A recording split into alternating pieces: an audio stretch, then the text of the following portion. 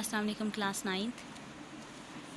Today we will discuss theorem number 4 of unit 12 line bisector and angle bisectors. इससे पहले हमने line bisectors के theorem number 3 तक discuss किया. अब हमने नेक्स्ट एंगल बाइसेक्टर्स पे थ्योरम्स को डिस्कस करना है. एंगल बाइसेक्टर बेसिकली होता क्या है, अगर हमारे पास एक एंगल है, let's suppose it is angle of 60 degrees. अगर ये 60 डिग्रीज़ का एंगल है तो angle bisector is a ray. Let's suppose it is O M. In this case हमेशा हमारे पास जो एंगल बाइसेक्टर है it is always a ray. ये रे होती है हमेशा. Ray is a kind of this pattern. इस तरह के पैटर्न होते हैं. रे का हमेशा एक एंड पॉइंट होता है and the other side there is arrow head. It means it has infinitely in one direction and the other side is bounded. इसकी हमेशा एक साइड बाउंडेड होती है और दूसरी साइड इनफाइनाइटली मूव करती है. सो रे एक ओ एम अगर होगी वो उसकी एंगल बाइसेक्टर इस एंगल जो 60 डिग्रीज़ का एंगल लेट्स सपोज हमने बनाया था एंगल ए ओ बी, जगह 60 डिग्रीज़ का बनाया था, तो इसका एंगल बाइसेक्टर एक ऐसी रे ओ एम है जो इस एंगल 60 डिग्रीज़ के एंगल को एग्जैक्टली 30-30 के 2 पोर्शंस में बाइसेक्ट करती है. या उसको डिवाइड कर देती है, उसके 2 पोर्शंस बना देती है. ठीक है. सो एंगल बाइसेक्टर आपको क्लियर हो गया कि एक ऐसी रे जो किसी भी एंगल को बाइसेक्ट कर देती है and divide it into 2 equal parts, वो एंगल बाइसेक्टर कहलाता है. ठीक है. अब इस थ्योरम में any point on bisector of an angle is equi distance from its arm. अगर एक एंगल है जैसे हमारे पास ए ओ बी है, उसके राइट एंगल बाइसेक्टर पे ये जो बाइसेक्टर लाइन है ओ एम और लाइनी रे है ओ एम, इस पे अगर एक पॉइंट पी है then we have to show that it is equi distance from both of the arms of this angle. Arms क्या होती हैं एंगल की?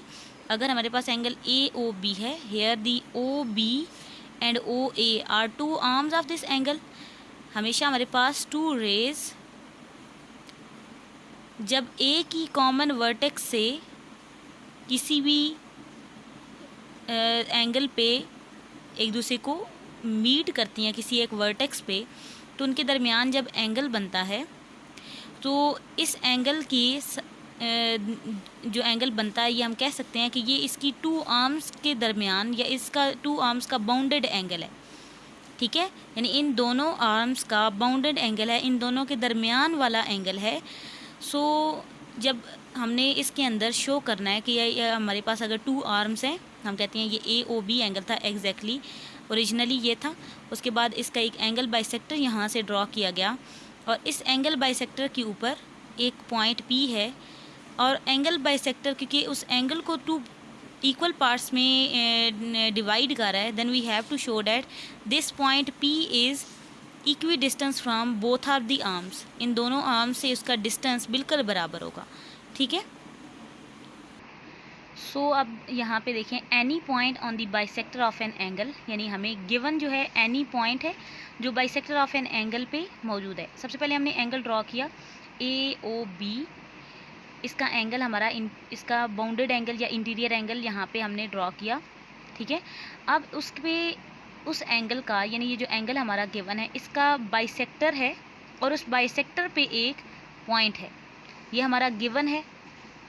सो पहले हम यहाँ पे रे ड्रॉ करते हैं जो बाइसेक्टिंग रे है जो एंगल को बाइसेक्ट कर रही है.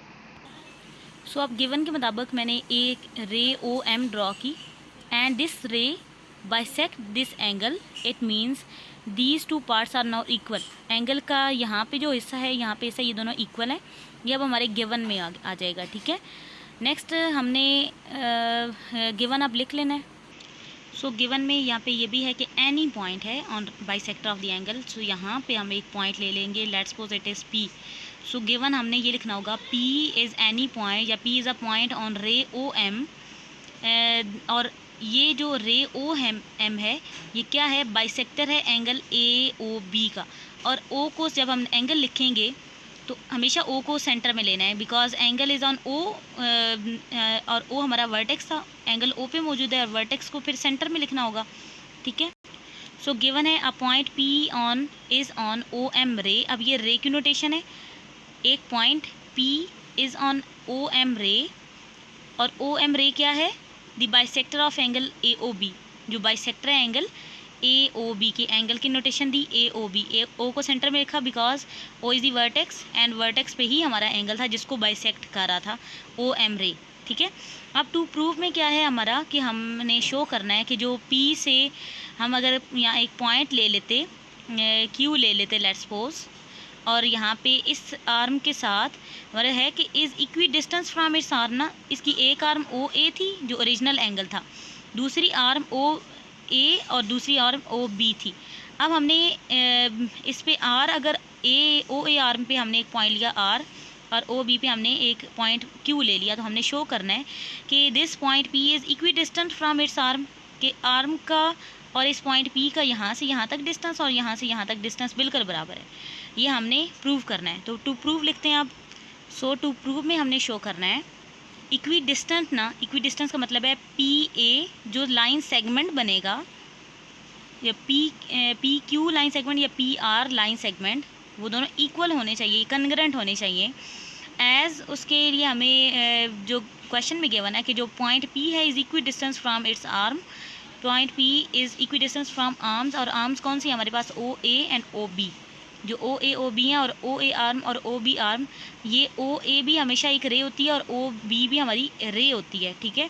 हमेशा दो रेज जब एक कॉमन पॉइंट पे मिलती हैं तो एंगल बनाती हैं, ठीक है। जब किसी एंगल पे बेंड होके, जब दो रेज किसी एंगल पे बेंड होती हैं तो वो एक एंगल बना रही होती हैं, तो हमने OA और OB के ऊपर भी एंगल हमने रे की नोटेशन दी है।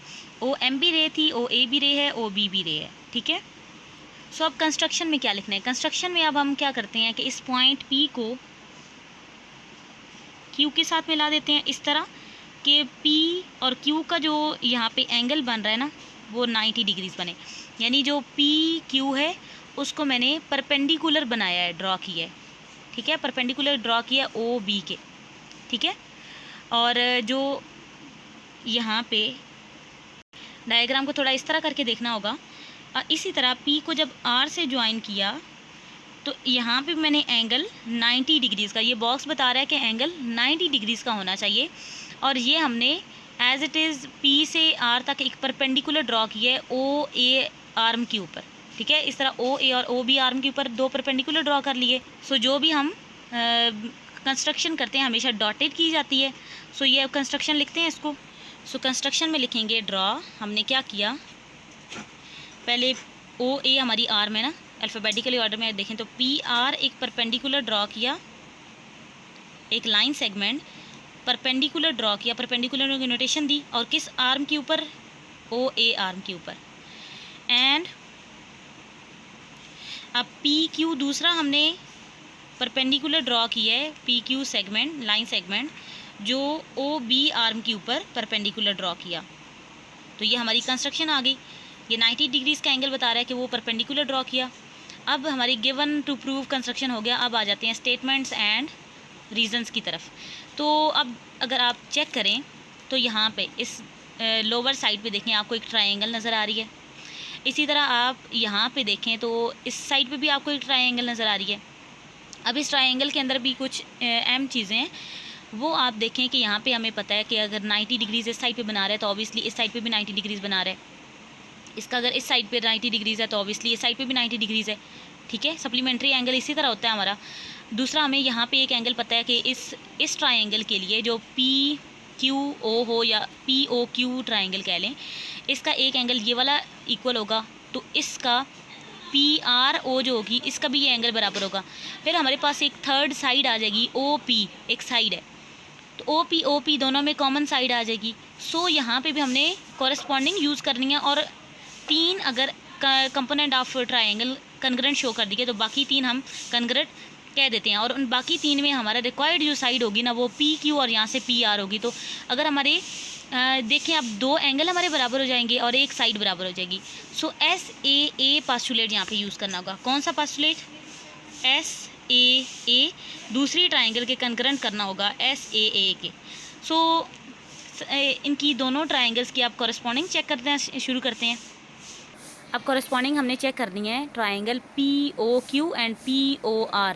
O को सेंटर में रखा और P से स्टार्ट कर रहे हैं, POQ POR में कॉरेस्पॉन्डिंग चेक करनी है। सबसे पहले हमने साइड दोनों ट्राइंगल की कॉमन वाली साइड देखनी है, that is OP in both case. So हम लिखेंगे OP जो साइड है it is congruent to OP side, और ये हमारे पास क्या थी, कॉमन थी। इसकी रीज़न क्या दे दी, ये कॉमन है। देन हमारे पास एंगल दो हमने प्रूव करने हैं ना। पहला एंगल हम कह देते हैं कि जो हमारा Q पे एंगल 90 डिग्रीज़ वाला और इसका R पे एंगल 90 डिग्रीज़ वाला। अब यहाँ पे हम जब लिखेंगे तो Q हमारे सेंटर में आना चाहिए। इस ट्राइंगल के लिए एंगल PQO कहेंगे, angle PQO it is congruent to angle PRO, यानी यहाँ से Q को सेंटर में रखा, यहाँ से R को, क्योंकि वहाँ पे 90 डिग्रीज़ का एंगल बन रहा था, यहाँ पे PRO। और ये हमारे पास क्या थी, 90 डिग्रीज़ के एंगल थे, ये हमने परपेंडिकुलर ड्रॉ किया था, और इसी वजह से 90 डिग्रीज़ के एंगल दोनों जगह सेम आ रहे थे। और ये हमारी क्या थी, कंस्ट्रक्शन थी।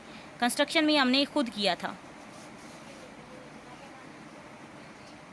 ठीक है।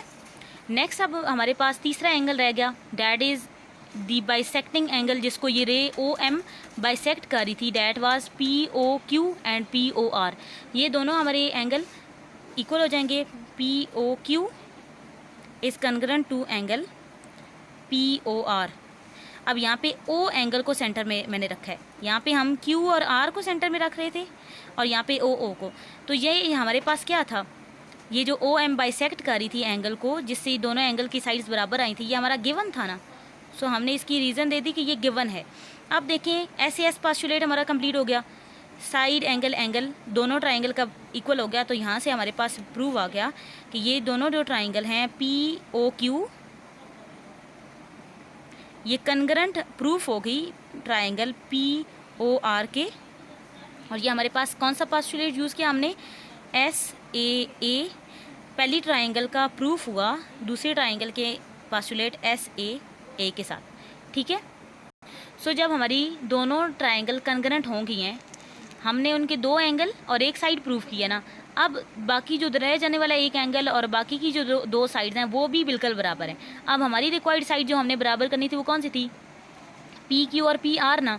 सो यहाँ से हमने एक रिज़ल्ट दे दिया, यहाँ पे हमने देयरफॉर की नोटेशन दी। हेंस हमारे पास जो रिज़ल्ट आया है डैट इज़ जो हमारा PQ कंग्रेंट हो गया PR के, और ये हमारी कॉरेस्पॉन्डिंग साइड्स थी ऑफ कंग्रेंट ट्राइंगल्स। ये हमने कंग्रेंसी प्रूफ कर दी है, तो ये कॉरेस्पॉन्डिंग साइड्स आ गई कंग्रेंट ट्राइंगल की। ये हमने रीज़न दे देनी है यहाँ पे। सो फाइनल इसकी रीज़न दे दी, और जो हमने प्रूफ करना था टू प्रूव में यही चीज़ हमने प्रूव करनी थी, PQ और PR कॉरेस्पॉन्डिंग साइड्स आ गई, यानी जो हमारी रह जाने वाली साइड्स थी उनमें हमने रिक्वायर्ड वाली साइड उठाई और उसको कंग्रेंट करके अपनी जो चीज़ हमने टू प्रूव करनी थी उसको कंप्लीट कर दिया। सो इस थ्योरम को अच्छे से प्रैक्टिस करें। अगर आपको कोई कन्फ्यूजन आ रही हो इसमें तो आप मुझसे पूछ सकते हैं।